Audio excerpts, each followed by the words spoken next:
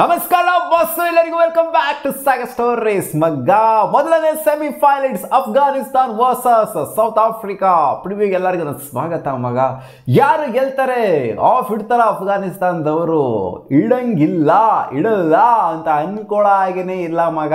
ಅಫ್ಘಾನಿಸ್ತಾನದವರು ಯಾವ quality of cricket, ಯಾವ brand of cricket ಆಡ್ತಿದ್ದಾರೆ ಅಂತಂದ್ರೆ ಅಂಡರ್ಡಾಗ್ಸು ಅಲ್ಲ, ಬದನೆಕಾಯೋ ಅಲ್ಲ. ಅಲ್ಲಿ ಇವಾಗ ಅಪ್ಸೆಟ್ ಅಂತಲೂ ಕರೆಯೋಕ್ಕಾಗೋದಿಲ್ಲ, ಬಟ್ ಆದರೂ ಅಪ್ಸೆಟ್ ಅಂತಲೇ ಅನ್ಕೋಬೇಕು. ಯಾಕೆ ಅಂತಂದ್ರೆ ವೆರಿ ಫಸ್ಟ್ ಟೈಮ್ ಸೋತಂಗಾಗುತ್ತೆ. ಒಂದು ವೇಳೆ ಸೌತ್ ಆಫ್ರಿಕಾ ಈ ಮ್ಯಾಚ್ನ ಸೋಲ್ತು ಅಂದ್ರೆ ವೆರಿ ಫಸ್ಟ್ ಟೈಮ್ ಯಾವುದೇ ಫಾರ್ಮೆಟ್ ಅಲ್ಲಿ ಆಗಲಿ ಅಫ್ಘಾನಿಸ್ತಾನ ಮೇಲೆ ಸೌತ್ ಆಫ್ರಿಕಾ ಸೋತೇ ಇಲ್ಲ. ಬರೀ ಸೌತ್ ಆಫ್ರಿಕಾ ಮತ್ತೆ ಇಂಡಿಯಾ ಮಾತ್ರ ಸೋತಿಲ್ಲ ಅಫ್ಘಾನಿಸ್ತಾನ ಮೇಲೆ. ಬೇರೆ ಎಲ್ಲಾ ಫುಲ್ ಮೆಂಬರ್ ನೇಷನ್ಗಳು, ICCಯ ಫುಲ್ ಮೆಂಬರ್ ನೇಷನ್ಗಳೆಲ್ಲ ಸೋತಿದ್ದಾವೆ. ನ್ಯೂಜಿಲ್ಯಾಂಡ್ ಸೋತಿ ಎಲ್ಲಾನು ಸೋತ್ಕೊಂಡ್ ಬಂದಿದ್ದಾರೆ. ಬಟ್ ಇಂಡಿಯಾ ಮತ್ತೆ ಸೌತ್ ಆಫ್ರಿಕಾ ಮಾತ್ರ ಒಂದೇ ಒಂದು ಮ್ಯಾಚ್ ಸೋತಿಲ್ಲ. ಅದಕ್ಕೋಸ್ಕರ ಇದನ್ನು ಅಪ್ಸೆಟ್ ಅಂತ ಹೇಳ್ತೀನಿ ಅಷ್ಟೇನೆ. ಸೊ ಇವರೇನಾದ್ರು ಅಪ್ಸೆಟ್ ಮಾಡ್ತಾರ ಅಫ್ಘಾನಿಸ್ತಾನದವರು? ಬಟ್ ಈ ಒಂದು ಕ್ವಾಲಿಟಿ ನೋಡ್ತಂದ್ರೆ ಅಪ್ಸೆಟ್ ಅನ್ನಕ್ಕಾಗಲ್ಲ. ಬಟ್ ಆದ್ರೂ ಸೌತ್ ಆಫ್ರಿಕಾ ಮೇಲೆ ವೆರಿ ಫಸ್ಟ್ ಮ್ಯಾಚ್ ನ ಗೆದ್ರೆ ಇದು ಅಪ್ಸೆಟ್ ಲೆಕ್ಕನೇ ಆಗುತ್ತೆ. So south Africa most favourite.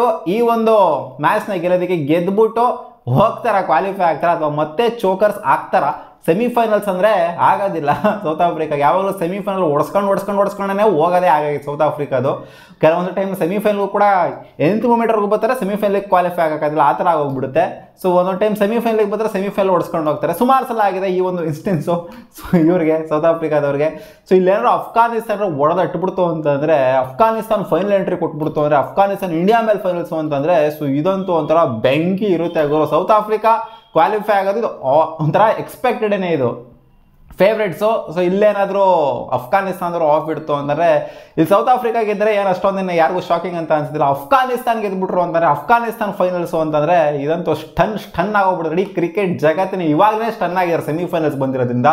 ಏನಾದ್ರು ಫೈನಲ್ಸ್ ಅಂತಂದರೆ ಇನ್ನೂ ಕಳೆದೋಗ್ಬಿಡ್ತಾರೆ ಹಂಗೆ ಎಲ್ಲರೂ.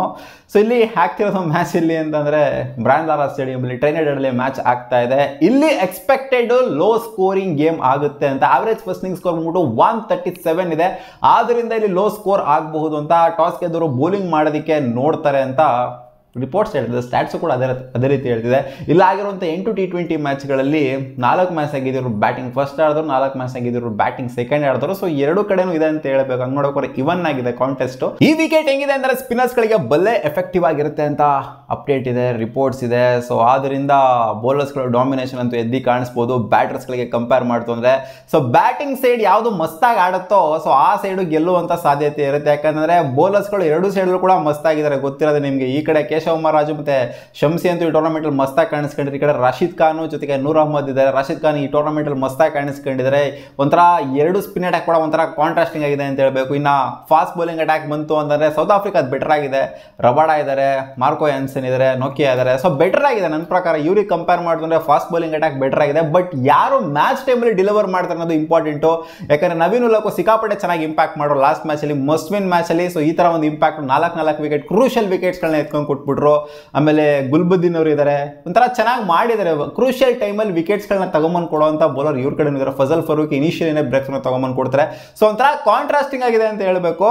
ಬಟ್ ಒಂದು ಸ್ವಲ್ಪ ಸ್ಲೈಟ್ ಎಡ್ಜ್ನ ಇವ್ರ ಕಡೆ ಸ್ಪಿನ್, ನನ್ನ ಪ್ರಕಾರ ಸ್ಪಿನ್ಗೆ ಬಂತು ಅಂತಂದರೆ ಅಫ್ಘಾನಿಸ್ತಾನ ತಗೊಂಡು ಸ್ಲೈಟ್ ಎಡ್ಜ್ನ, ಪೇಸ್ಗೆ ಬಂತು ಅಂದರೆ ಸೌತ್ ಆಫ್ರಿಕಾ ಸ್ವಲ್ಪ ಎಡ್ಸ್ ತಗೊಳುತ್ತೆ. ಯಾಕೆಂತಂದರೆ ಸ್ವಲ್ಪ ಚೆನ್ನಾಗಿ ಎಕ್ಸ್ಪೀರಿಯನ್ಸ್ ಇದೆ, ಮಸ್ತಾಗಿ ಮಾಡಿದ್ದಾರೆ ಟೂರ್ನಮೆಂಟಲ್ಲೂ ಕೂಡ. ಸೊ ನೋಡೋಣ ಅದು ಏನಾಗುತ್ತೆ ಅಂತ. ಬಟ್ ಬ್ಯಾಟರ್ಸ್ ವಿಚಾರಕ್ಕೆ ಬಂತು ಅಂದರೆ ಸೌತ್ ಆಫ್ರಿಕಾ ಮೇಲ್ಗಡೆ ಸ್ವಲ್ಪ ಕಾಣಿಸ್ತಾ ಇದ್ದಾರೆ. ಬಟ್ ಆದರೂ ಎಲ್ಲ ಮ್ಯಾಚ್ನು ಗೆದ್ದಿರೋದು ಒಂಥರ ಕ್ಲೋಸ್ ಮಾರ್ಜಿನಲ್ಲಿ ಸೌತ್ ಆಫ್ರಿಕಾ ಗೆದ್ಕೊಂಬಂದಿದ್ದಾರೆ. ಸುಮಾರು ಮ್ಯಾಚ್ ಆಡಿದಾರಲ್ಲ, ಎಲ್ಲ ಮ್ಯಾಚ್ನ ಗೆದ್ಕೊಂಬಂದಿದ್ದಾರೆ ಆಡಿರೋಂಥ match. But almost majority of the ಮ್ಯಾಚ್ನ ಗೆದ್ದಿರೋದು ಕ್ಲೋಸ್ ಮಾರ್ಜಿಂದ, 1 ರನ್ ಮಾರ್ಜಿಂದ ಗೆದ್ದಿದ್ದಾರೆ, 4 ರನ್ ಮಾರ್ಜಿಂದ ಗೆದ್ದಿದ್ದಾರೆ. ಸೊ ಸಿಕ್ಕಾಪಟ್ಟೆ ಕ್ಲೋಸ್ ಮಾರ್ಜಿಂದ ಗೆದ್ದಿರೋದ್ರಿಂದ. ಬಟ್ ಅಫ್ಘಾನಿಸ್ತಾನ ಮೇಲೆ ಆಡಿದಾಗೆಲ್ಲ ಇವ್ರು ಯಾವತ್ತೂ ಕೂಡ ಕ್ಲೋಸ್ ಮಾರ್ಜಿನಲ್ಲಿ ಗೆದ್ದಿಲ್ಲ, ಸಿಕ್ಕಾಪಟ್ಟೆ ಯೂಜ್ ಮಾರ್ಜಿನಲ್ಲಿ ಗೆದ್ದಿರೋದು. ಬಟ್ ಅವಾಗ ಆಡಿದಾಗಲೇ ಬೇರೆ ಲಾಸ್ಟ್ ಆಡಿರೋ 2022 ಅಂತ ಕಾಣಿಸುತ್ತೆ ಆಡಿರೋದು ಅಫ್ಘಾನಿಸ್ತಾನದವರು ಸೌತ್ ಆಫ್ರಿಕಾ ಮೇಲೆ. ಬಟ್ ಆಡಿದಾಗೆಲ್ಲ ಕನ್ವಿನ್ಸಿಂಗ್ ಆಗಿ ಆಡಿದ್ದಾರೆ ಸೌತ್ ಆಫ್ರಿಕಾದವರು ಇವ್ರ ಮೇಲೆ. ಒಂದು ಮ್ಯಾಚ್ನು ಕೂಡ ಸೋತಿಲ್ಲ ಅಂದರೆ ಅರ್ಥ ಮಾಡ್ಕೋಬೇಕು. ಸೊ ನೋಡೋಣ ಅಮ್ಮ ಏನಾಗುತ್ತೆ ಅಂತ. ಟ್ರೈನಿಡಲ್ಲಿ ಏನಾದ್ರು ಅಪ್ಸೆಟ್ ಕೊಡ್ತಾರ ಅಫ್ಘಾನಿಸ್ತಾನದವರು, ಫೈನಲ್ ಎಂಟ್ರಿ ಅವರು ಕೊಡ್ತಾರಾ ಅಂತ. ಸೊ ಕ್ವಿಂಟನ್ ಡಿ ಕಾಕ್ ಅವರ ವಿಕೆಟು ಇಲ್ಲಿ ಮೈನ್ ವಿಕೆಟ್ ಆಯಿತು ಅಂದರೆ, ಈ ಕಡೆ ರಮಾನುಲ್ಲಾ ಗುರ್ಬಾಜ್ ಅವರ ವಿಕೆಟು ಮೈನ್ ವಿಕೆಟು. ಎರಡು ಕಡೆ ಒಂಥರ ಕಾಂಟ್ರಾಸ್ಟಿಂಗ್ ಆಗಿದೆ ಅಂತ ಹೇಳೋಕ್ಕಾಗೋದಿಲ್ಲ ಬ್ಯಾಟಿಂಗ್ ಅಟ್ಯಾಕು. ಇಲ್ಲಿ ಸಿಕ್ಕಾಪಟ್ಟೆ ಯಂಗ್ ಆ್ಯಂಡ್ ಎನರ್ಜೆಟಿಕ್ ಆಗಿರುವಂಥ ಅಫ್ಘಾನಿಸ್ತಾನ ಸ್ವಲ್ಪ ಇಲ್ಲಿ ಎಕ್ಸ್ಪೀರಿಯನ್ಸ್ ಇರೋವಂಥ ಒಂದು ಸೈಡ್ ಆಗಿದೆ. ಸೌತ್ ಆಫ್ರಿಕನ್ ಆಡರ್ ಮಾರ್ಕ್ರಮ್ ಆಗಿರ್ಬೋದು, ಡೇವಿಡ್ ಮಿಲ್ಲರ್ ಆಗಿರ್ಬೋದು, ಸಿಕ್ಕಾಪಟ್ಟೆ ಎಕ್ಸ್ಪೀರಿಯನ್ಸ್ ಇರುವಂಥ ಬ್ಯಾಟರ್ ಇದ್ದಾರೆ.